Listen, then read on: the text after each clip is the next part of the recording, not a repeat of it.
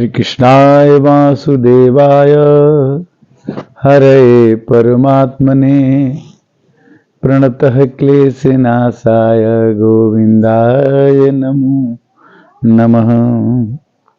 उत्तरायण 14 जनवरी से शुरू होता है और उत्तरायण में भीष्म जी ने प्रतिज्ञा किया था कि हमारी मृत्यु उत्तरायण में होगी तो अच्छा रहेगा, भले ही मेरे को सरसैया पर 6 महीना सोना पड़े, किंतु मैं सोऊंगा, किंतु मैं अपनी शरीर का त्याग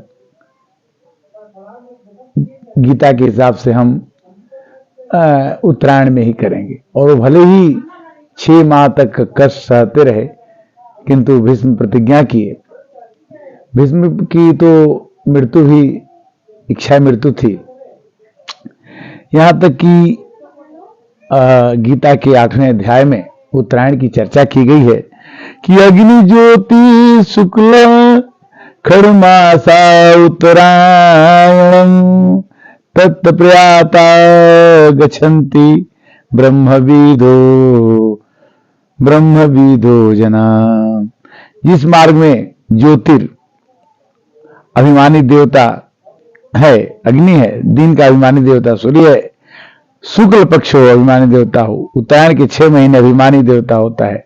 मर के गए हुए ब्रह्मवेता योगीजन देवताओं द्वारा क्रम से जाकर ब्रह्म को प्राप्त होते हैं।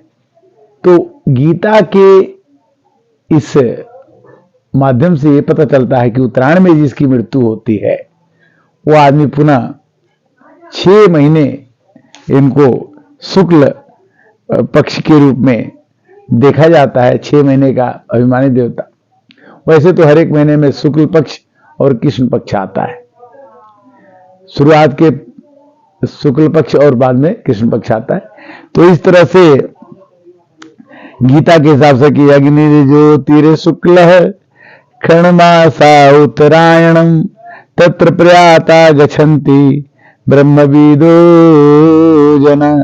ब्रह्मविदो जना, ब्रह्म को प्राप्त होते हैं वो लोग जो उत्तरायण में मरते हैं, जो 14 जनवरी से मई के कुछ महीने दिन तक चलता है। जून से वो लगता है दक्षिणायन।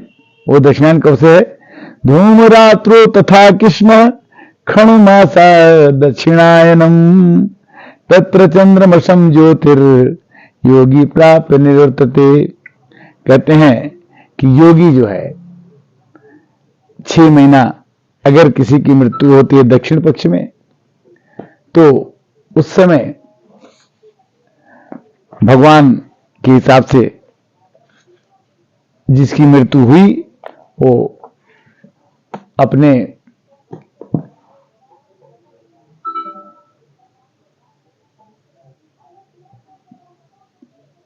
हिसाब से वो अपना जन्म उसका होता है, उस जन्म में वो फिर से दोबारा उसको आना पड़ता है। ये गीता में लिखा है कि धूमो रात्रो तथा कृष्ण खणमासा दक्षिणायनम तत्र चंद्रमसम ज्योतिम योगी प्राप्त निवर्तते। जिस मार्ग में धूम अभिमानी देवता, रात्रि अभिमानी देवता, कृष्ण पक्ष का अभिमानी देवता है, दक्षिणायन के समय 6 माह अभिमानी देवता, उस मार्ग में मर के गया हुआ सकामी कर्म करने वाला योगी देवता क्रम से चंद्रमा की ज्योति को प्राप्त होकर स्वर्ग में अपने शुभ कर्मों को फल भोग करके फिर से वापस आ जाता है।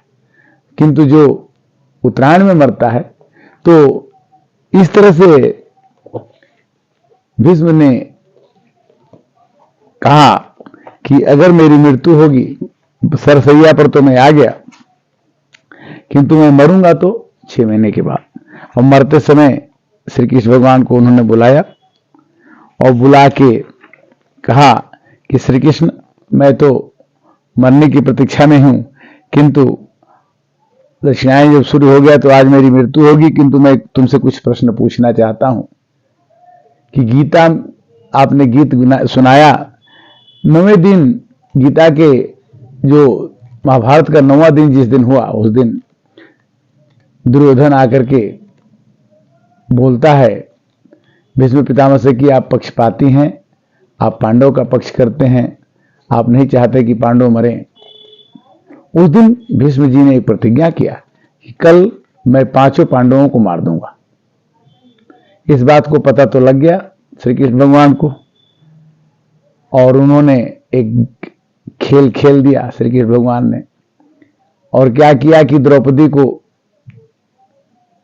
सुबह सुबह 4 बजे भीष्म पितामह के कक्ष में भेजा कि जाके उनसे आशीर्वाद ले लो, और अपने भी साथ में गए। बोले कि चप्पल जूता निकाल दो जिससे कि आवाज ना आए। जाके खड़ी हो गई, बोले पितामह प्रणाम करती हूं। बोले कि इस अखंड सौभाग्यवती भव। जब उनको पता लगा कि द्रौपदी को उन्होंने आशीर्वाद दे दिया तो उनको बड़ा दुख हुआ, क्योंकि उन्होंने बोला था कि मैं 5 पांडवों को मैं खत्म कर दूंगा। जबकि यही बात भीष्म पितामह ने दुर्योधन से कहा कि तुम अपनी पत्नी को भेजना जिससे मैं आशीर्वाद दूंगा, और ये श्री कृष्ण भगवान ऐसा गेम कर दिए कि दुर्योधन की पत्नी के आने के पहले ही द्रौपदी को वहां भेज दिए, और भेज के वरदान ले लिए। तो जब एक बार वरदान हो जाता है तो श्री कृष्ण भगवान तो वरदान तो उनका हो गया कि भाई उनका तो वरदान टूट गया। अब इन्होंने कह दिया कि मैं शपथ खा के कहता हूं कि श्री कृष्ण भगवान से भी युद्ध के मैदान में अस्त्र उठवाऊंगा। जब ये बात प्रतिज्ञा की, श्री कृष्ण भगवान ने कहा था कि मैं महाभारत के युद्ध में लड़ाई नहीं लड़ूंगा, मैं केवल रथ हाँकूंगा, मैं प्रतिज्ञा करता हूं। किंतु भीष्म जी ने कहा कि अगर तुम श्री कृष्ण हो, तुम मेरे भगवान हो, तो मैं तुम्हारा भक्त हूं, और तुम भक्त के मान को रखते हो कि नहीं रखते हो मैं देखना चाहता हूं। उन्होंने कहा कि ठीक है कि तुमने मेरी प्रतिज्ञा, मैंने पांडवों को मारने का प्रतिज्ञा किया कि मैं मार दूंगा, मेरी प्रतिज्ञा आपने तोड़ दी, अच्छी बात है, टूट गई। किंतु मैं अब प्रतिज्ञा करता हूं कि हे श्री कृष्ण, मैं तुमको ऐसा चैलेंज करता हूं, चुनौती देता हूं कि तुम्हें ऐसा काम करूंगा कि तुम्हें अस्त्र उठाना पड़ेगा। अगले दिन लड़ने के लिए भीष्म गए और अर्जुन पर खूब बाण चलाने लगे। किंतु पूरी लड़ाई में भगवान श्री कृष्ण की भूमिका थी। जब उन्होंने देखा कि भीष्म के बाणों से अर्जुन धूसरित हो गए और बड़े परेशान होने लगे, तो उन्होंने एक रथ का पहिया लेकर के भीष्म के ऊपर अटैक कर दिए, आक्रमण कर दिए। तब भीष्म बड़े खुश हुए कि हे प्रभु, आप भगवान तो हैं, किंतु अपना मान भले टल जाए, भक्त का मान न टलते देखा, और प्रभु को नियम बदलते देखा, प्रभु को नियम बदलते देखा। भक्त जो है, भक्त की जीत में ही भगवान की जीत होती है। भगवान भक्त से हमेशा हार जाते हैं। पूरे महाभारत में जितने भी काम हुए वहां पर श्री कृष्ण भगवान मौजूद रहे। यहां तक कि वो राजा परीक्षित जब पेट में थे और अश्वत्थामा ने जो तीर छोड़ दिया, और जब उसको मारने के लिए, बचाने के लिए भगवान को उसके परीक्षित की रक्षा पेट में कैसे किया, वो भी एक कला भगवान के सिवाय और कोई कर नहीं सकता। भगवान के लिए कोई काम अकृत है ही नहीं। भगवान सब कुछ कर सकते हैं। भगवान के साथ में वो खड़े थे, सिर के पास श्री कृष्ण भगवान।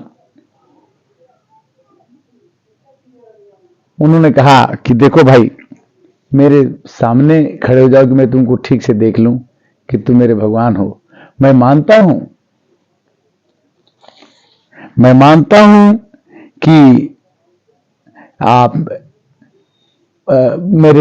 मेरे से तेज हो, भगवान हो, सब कुछ हो, तो मेरा एक बात मान लो, मेरी एक लड़की है उससे शादी कर लो।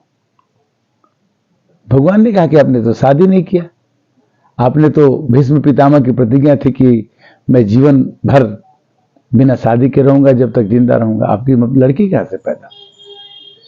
बोले कि मेरी एक पुत्री है जिसका नाम है मति, बुद्धि। तो बोले कि बुद्धि से शादी करो, मेरी बुद्धि से शादी कर लो। तो श्री कृष्ण भगवान ने कहा कि आपकी बुद्धि, आपकी लड़की में क्या गुण है जिससे कि मैं शादी करूं? अब बताओ, लड़की में कुछ गुण तो होना चाहिए, भगवान से शादी करने जा रहे हो। तो उन्होंने कहा कि लड़की में गुण यही है कि वह तुमको चाहती है। तो श्री कृष्ण भगवान ये सुनकर के खुश हो गए कि वह मति, वह बुद्धि जो भगवान को चाहती है, जो श्री कृष्ण को चाहती है, उसके साथ भगवान का वर्ण करना, उसके साथ शादी करना अत्यंत ही सरल है। भगवान ने कहा कि वाह पितामह वाह, आप महान हैं जो हमारे मन को जीत लिए और कहे कि यत्र योगेश्वर तत्र विजय। जहां श्री कृष्ण रहते हैं, जहां भगवान रहते हैं, वहां पर ही विजय होता है और विजय का कोई दूसरा कोई उपाय नहीं है। 144 वर्ष के बाद इलाहाबाद प्रयाग में कुंभ लगा हुआ है। रामायण की चौपाई भी आती है कि माघ मकर जब रविपति होई, तीर्थ पतहि आओ सब कोई। यहां पर इतना बड़ा विहंगम दृश्य, गंगा जमुना सरस्वती के संगम तट पर कितना भीड़ लगा हुआ है। 2 दिनों में ही 5 करोड़ लोगों ने स्नान कर लिया। उसकी व्यवस्था कौन चला रहा है? कौन, किसको ये पता है वह कौन, कहां का बासी, किसको ये पता है?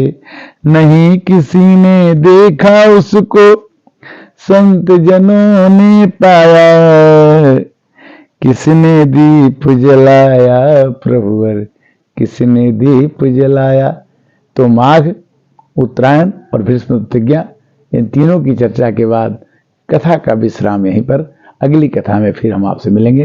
तब तक के लिए श्री कृष्णाय वासुदेवाय हरे परमात्मने प्रणतः क्लेशनाशाय गोविंदाय नमो नमः।